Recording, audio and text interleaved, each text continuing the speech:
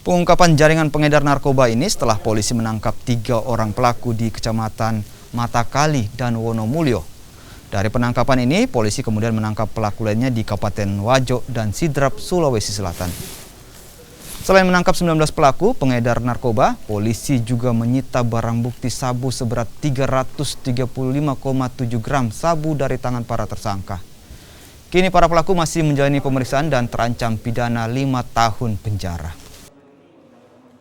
Dari saudara di Sidrap kita dapat SD ini salah satu pengembangan sehingga kita kumpulkan barang bukti ini sebesar 335,7 gram.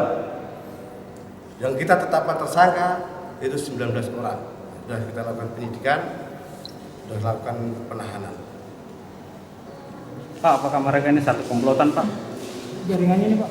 Jaringannya. Ini jaringan. Sementara masih dalam penyelidikan. Bagaimana? Di pasokan ini sabu-sabunya asal dari mana? Ya, dari pengembangan pemakai, kemudian kita lakukan penyelidikan dan sumbernya memang dari luar